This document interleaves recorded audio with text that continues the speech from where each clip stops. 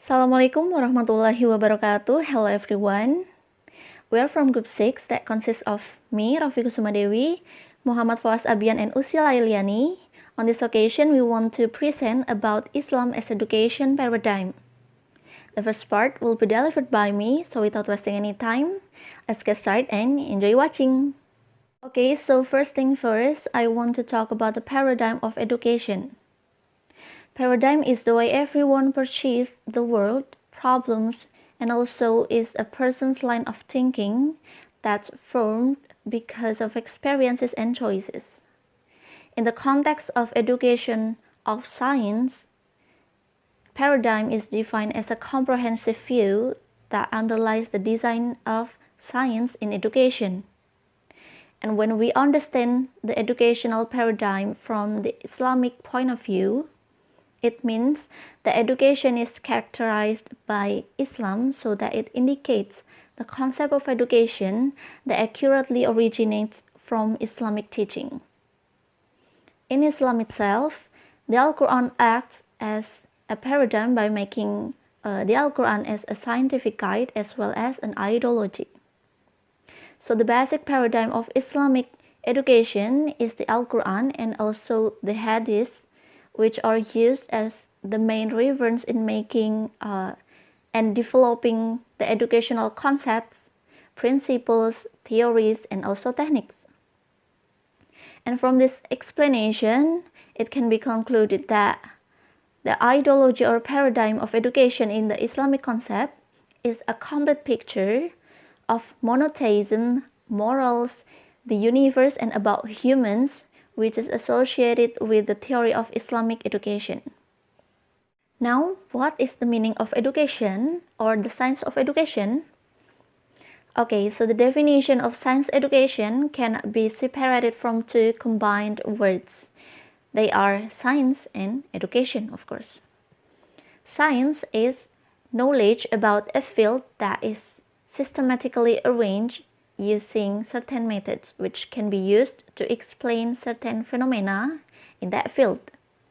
While education is a deliberate and planned effort to foster the potential and abilities of children in order to benefit the interests of their lives as individuals and as citizens by selecting the appropriate content of materials, strategies, activities, and techniques.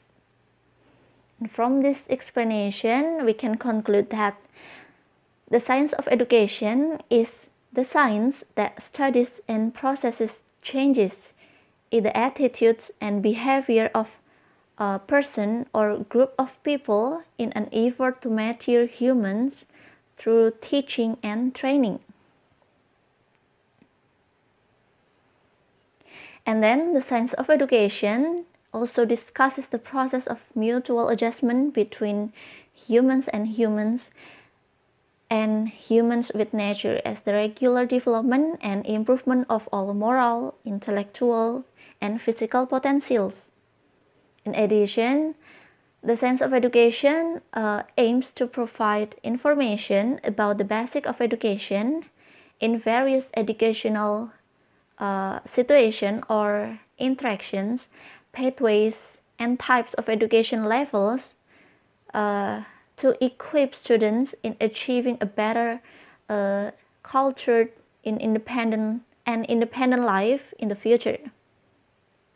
And regarding education, there is a hadith quoted from Bukhari and Muslim, which reads, "Whoever desires goodness in the world, then with knowledge.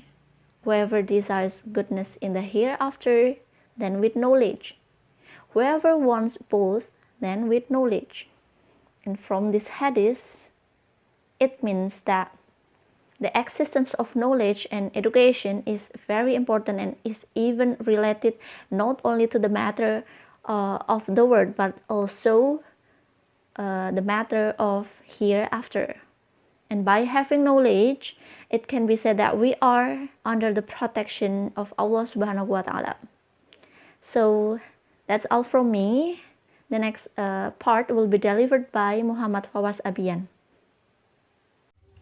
Okay, thank you Rofi Kusumadei for the explanation. Furthermore, I, Muhammad Fawaz Abian, will continue to the presentation on the virtues of education. What are the virtues of education? Education is the main source in seeking knowledge, but for us who are Muslims, first, seeking knowledge is obligatory worship. Learning it is a kindness, and reminding each other of knowledge is a way we praise Allah subhanahu wa ta'ala. And the last one is discussing knowledge means that we are jihadists. Demanding knowledge is obligatory. Every human being who studies will be prayed for by every creature, even fishes in the ocean, to be asked for forgiveness for him. This is stated in a hadith by Sayyid Ahmad al-Hashimi, which means demanding knowledge is obligatory for all Muslims. In fact, people who study knowledge are asked for forgiveness for all creatures, even the fish in the sea. According to the Sayyid Idrus bin Salim al-Jufri, study knowledge because studying knowledge adds to the fear of Allah. Its emission is worship, reminds it as tasbih, depending it is jihad, reminding people who already understand is taqarrub, teaching it to people who don't understand is sodaqah. Please pay attention to the following surah Al-Alaq verses 1 to 5. أعوذ بالله من الشيطان الرجيم بسم الله الرحمن الرحيم اقرأ باسم ربك الذي خلق خلق الإنسان من علق اقرأ وربك الأكرم الذي علم بالقلم علم الإنسان ما لم يعلم صدق الله العظيم. Meaning 1. Read, O Prophet, in the name of your Lord who created. 2. Created human from a clinging cloth. 3. Read, and your Lord is the most generous. 4. Who taught by the pen. 5. Taught humanity what they knew not. According to Muhammad Quraish Shihab in his Tafsir al-Misbah, reading in Surah Al-Alaq is the duty of the Prophet Muhammad and his people in order to equip themselves with knowledge. And reading, what it means is reading anything that can be read, both written and unwritten text. The word reading is mentioned repeatedly in the surah as a sign that humans are serious about reading in order to gain a deep understanding of something and gain new knowledge and insights. Iqra, which means read, is a symbol of the importance of education for Muslims. Then come to the next material. How is the interrelation of the Quran with education? The science that exists in this world is classified as the first to appear based on Quran, which is then proven and developed by humans with various new discoveries on earth. With this, it can be said that the Al-Quran is the foundation of various science. For the next material will be presented by Usilai Liani. Thank you. Assalamualaikum warahmatullahi wabarakatuh.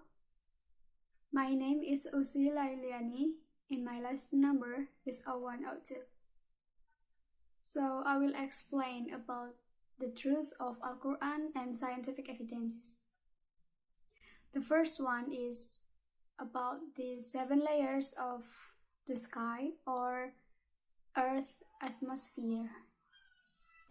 One of the evidences about the truth of Al-Quran related to science is about the 7 layers of the sky or the Earth's atmosphere. This has been written in Al-Quran, Surah Al-Baqarah, verse 29, which means, He is the one who created everything in the earth for you. Then He turned towards the heaven, forming it into 7 heavens, and He has perfect knowledge of all things. Another surah from Al-Quran is Surah Fussilat, verse 11 and 12, which means, Moreover, He comprehended in His design the sky, and it had been as smoke. He said to it and to the earth, Come ye together, willingly or unwillingly. They said, We do come together in willing obedience. So He completed them as 7 firmaments in 2 days. And He assigned to each heaven its duty and command. And we adorned the lower heaven with lights, and provided it with guard. Such is the decree of Him, the exalted in might, full of knowledge. Now that the sky or the atmosphere consists of 7 layers has been known and has been scientifically proved, scientists have discovered that the atmosphere consists of 7 different layers. Those layers, namely troposphere, stratosphere, ozonosphere, mesosphere, thermosphere, ionosphere, and exosphere. Another scientific fact that Al-Quran has revealed a long time before the scientists discover is fingerprint. Every human being has a fingerprint that is different from another. So fingerprint has become human identities that distinguish from one person to another person. This uniqueness of fingerprint then scientifically found at the end of 19th century.